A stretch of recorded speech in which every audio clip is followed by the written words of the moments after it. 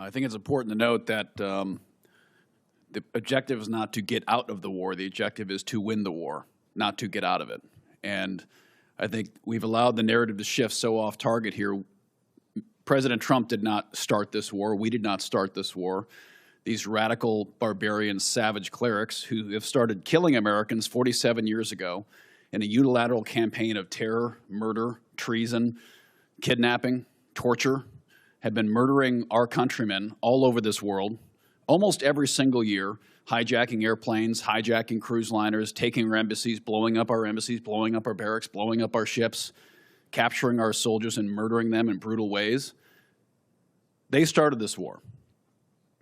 And it would be a lot easier to beat them if we didn't have administrations shoveling hundreds of billions of dollars into their pockets while they're actively fighting our own people, while our own uniformed service members have been fighting this murderous regime.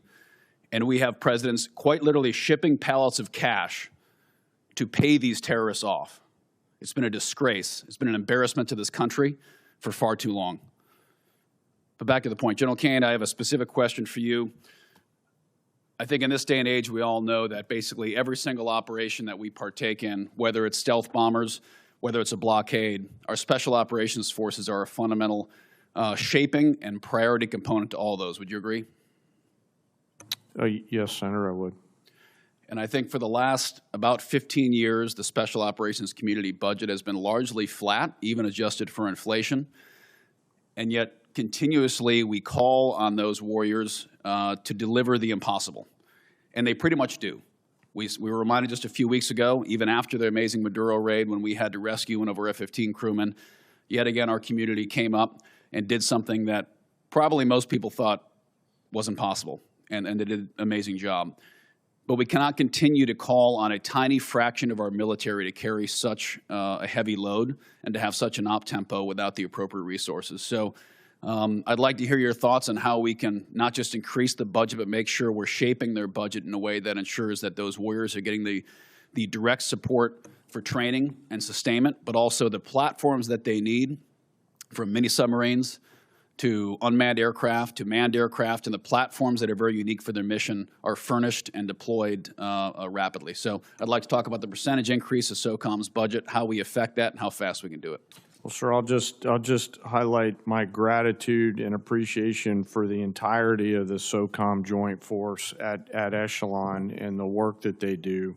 You know, I'll leave the budget numbers and the increased percentages to my civilian leadership, but echo to your point the exponential return on whatever investment they give. These are incredible entrepreneurial leaders at every echelon who do great things as the lights dim, as I say that. So hopefully they'll see that as a nod towards them. But I'll defer on the budget allocation numbers to the comptroller, sir.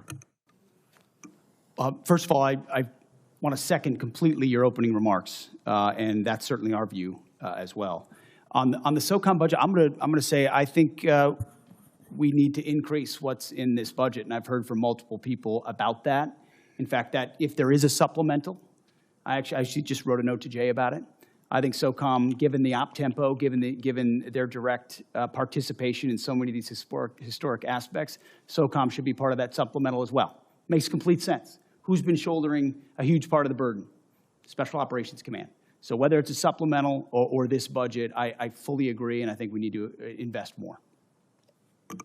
Great, and I'd ask that particular care be given. The era of beards and guns and kicking indoors, as much fun as that was for all of us, it's coming to a close, and we're going to be going back to our roots as specialized commandos, whether it's undersea, Arctic, airborne operations, and as we all became kind of one joint soft force during GWOT, quite frankly, that was an easier problem to resource for, to budget for, and acquire for. It's going to be a lot harder now when our operators go back to their service corners and need platform-specific technologies and training. Submersibles, aircraft take years to acquire, years to specify. It's not just buying more ARs and body armor and ammo and sending them downrange. So I think we have to think about the SOCOM budget a little differently than we have for the last 25 years and make sure we're programming in a way that it's sustained and is protected. Thank you. Thank you, Senator Schmidt, for that insightful exchange. Support journalism you trust. Support PBS News. Donate now, or even better, Start a monthly contribution today.